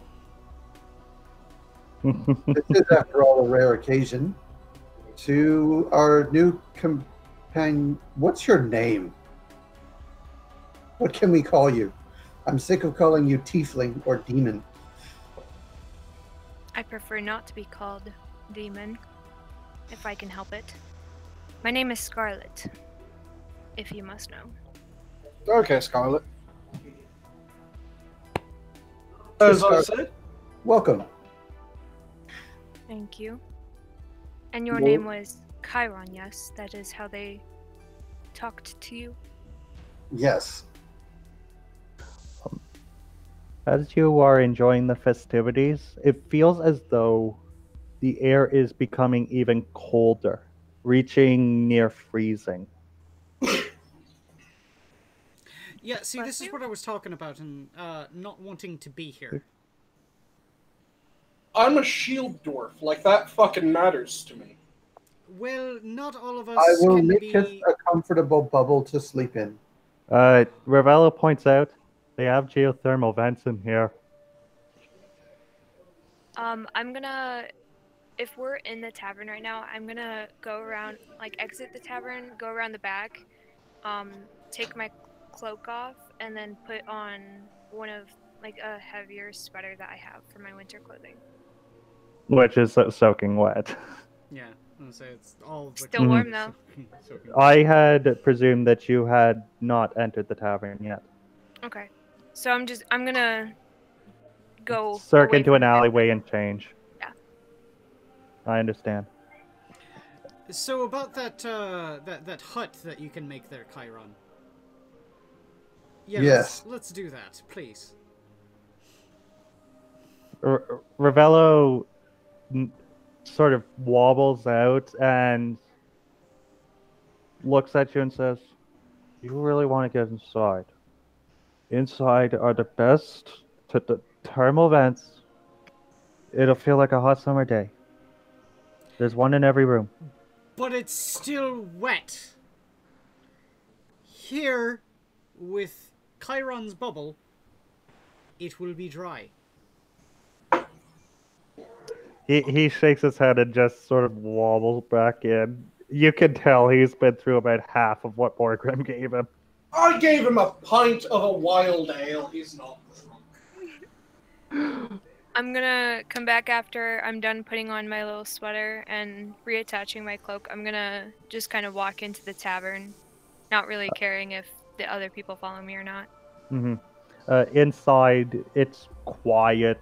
Most people are minding their own business, but they are also congregating around these sort of bubbling geyser-like structures in the ground that you can tell from even a few feet away are very warm. Likely the warmest thing you've seen ever since you submerged beneath the water. Okay, I'm gonna sit at an empty table a few feet away from it, just to kind of be away from everybody else, and I'm gonna sit there and I'm gonna stare at my whiskey. Alrighty. No, I'm not. No. Chiron, if you please. I will when we're ready to go to bed. Oh, If I make it before we're all inside, then half of the people will be stuck outside of it. sure. All right. I can make you your own, I guess. Chiron trudges outside and starts his casting of the spell in an open clearing. Good. Mm-hmm. Get in here before I'm done, Glyn, or you'll be stuck outside. Fine. And say Glenn will walk inside and sit next to one of those vents. I'm guessing then, since it's still so it humid, bubbles. it's not a dry heat. Not at first, but due to the bubble keeping out the humidity, it slowly dries up for you. Finally. But at the start, yeah, you're basically baked into the fry pan humidity. Mm-hmm. Going from one horribly uncomfortable situation to another.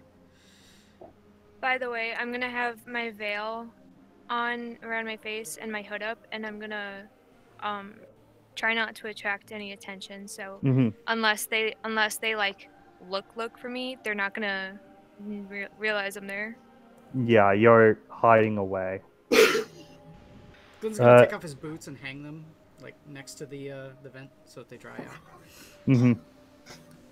Grim's going to go talk to the publican.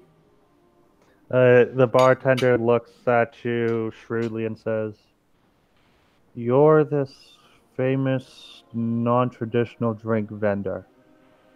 Yes, I am. The captain of the guards said that you make a pretty good drink. I make several. Of varying strengths, from not terribly strong up to my whiskeys. He chuckles and then sort of gets up on a small stool, shouting to the crowd, "My friends, we have this fine proprietor of surface alcohol, or you have my grandfather's dearly beloved algae brew. Now, you have the choice, as he has a business license, to buy from him or buy from me, and I will give you half off on the second round." And almost all the other service I'll do you drawers, better. Everyone gets a free taste. a few people immediately stop cheering at the algae and look over. No, you caused a bit of a buzz. He looks at you angrily and just... Yeah, you've caused a few. I have a brew that I spoke with the name, or talked the name over with your gods. They all approved. And it is brewed from the finest of Ixalan grains, from the finest spices, from my own yeast that I have kept for my brewing with me since I have been an apprentice. I have a tradition that is as old as my own people. And I bring that taste to you. A few people are actually beginning to line up to try this blessed ale. And the bartender is just scoffing at, at the fact that he's barely getting anyone coming over for his offer. Leech.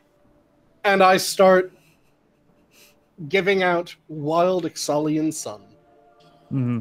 Most of them take small sips, barely taking more than a teaspoon before, they sort of set their glasses away. No.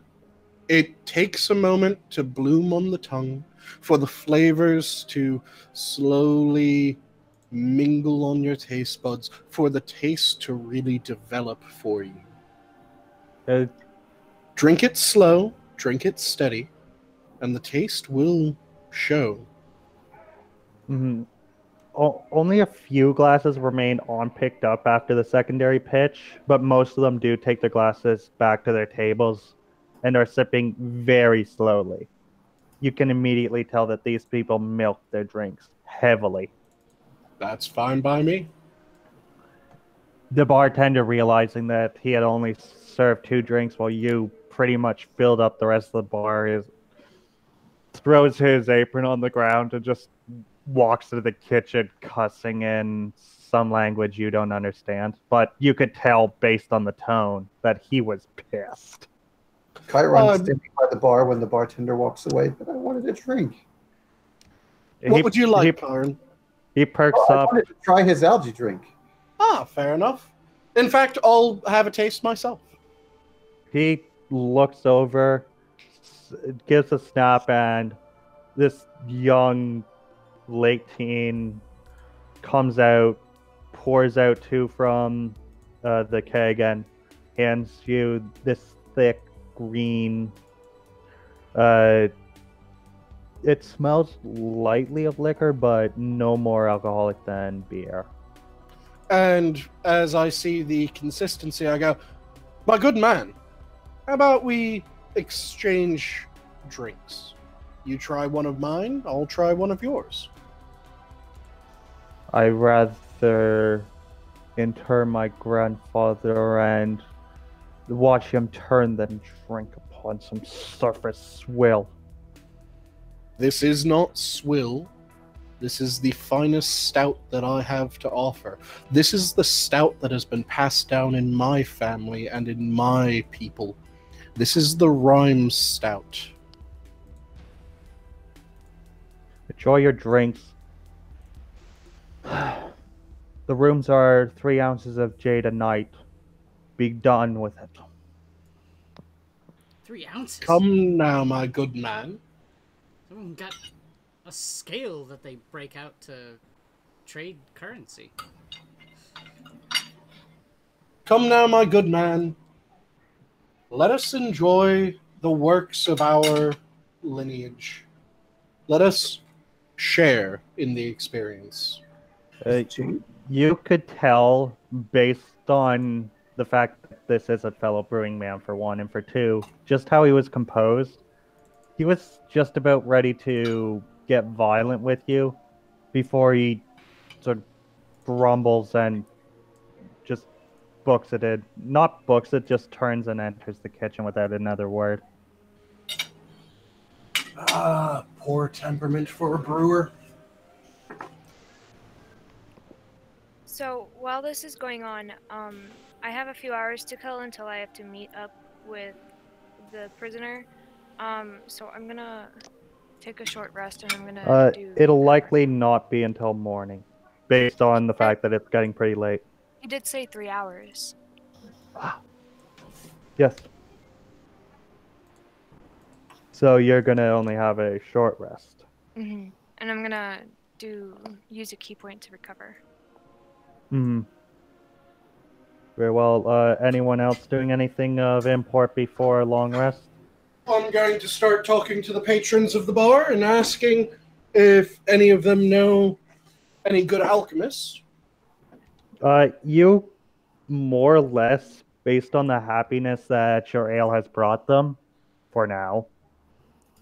In the morning, it's not going to be happiness. 1 pint of beer, when you just said that they drink things of similar strength, is not an issue. Yeah.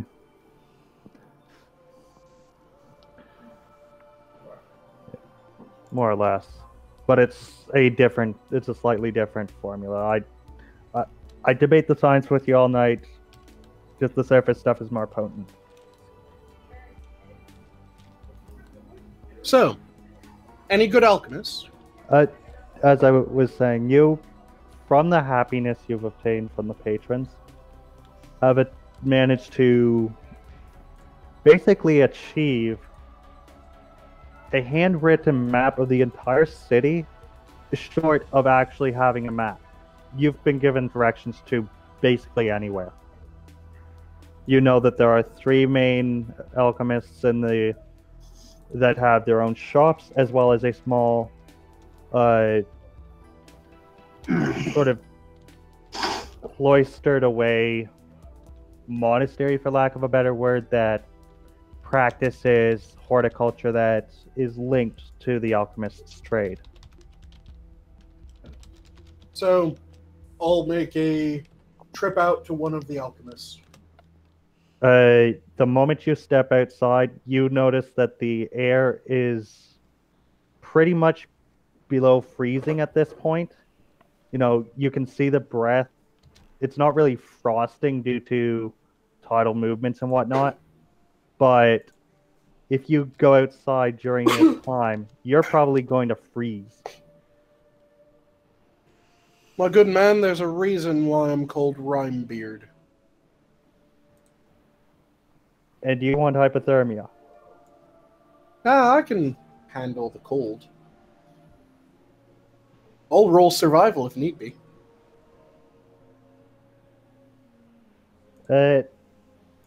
Con save. Con save? Oh, that's even easier.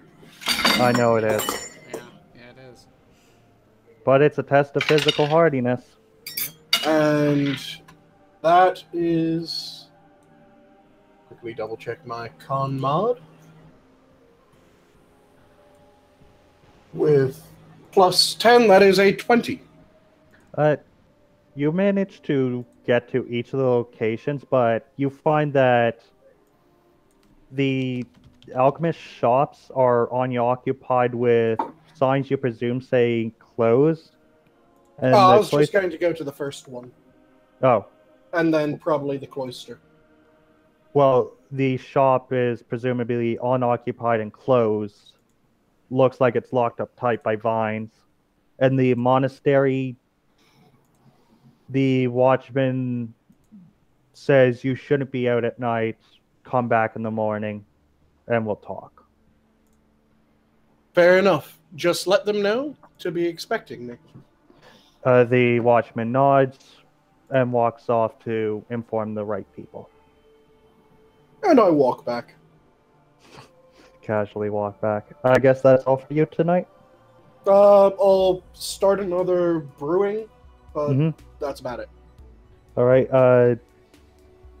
Glenn, anything else, or are you just going to huddle around the vent trying to dry off? Pretty much, yes. You're done? Yeah. Chiron, anything special? I'll put up the tiny huts for everybody to sleep in so that we're comfortable and dry. Ravello respectfully declines and just heads up to a room, almost stumbling now that he's through the entire pint. When it comes to be about 45 minutes before I'm supposed to meet, can I... Robin? Yeah? I'm actually closing things up. Okay, no worries. That'll be handled at the start of the next session. Indeed. And as I have said, this is all we have time for, largely due to external factors that I dare not get into while live. But it's fine. In fact, actually, I'm okay with this. We're at an hour 42, so it's actually a fairly good time frame. Yeah, that's I gotta go to prison. That's a good, and I was expecting that to come up eventually. Okay. All right. Yeah. So, you want to handle the wrap up, or shall I? Sure, it's on my channel. Thank you all for coming, and hopefully we'll get back to some of the other games as time goes on. Plus, I'm actually thinking about starting up a new game fairly soon for Wrath and Glory. So stay tuned for that one, and yeah, hopefully we'll have more roleplay content, and I'll try to do some more D&D stuff and Warhammer stuff on my channel. So everyone, take care. Have a good night, all. See you later. Bye.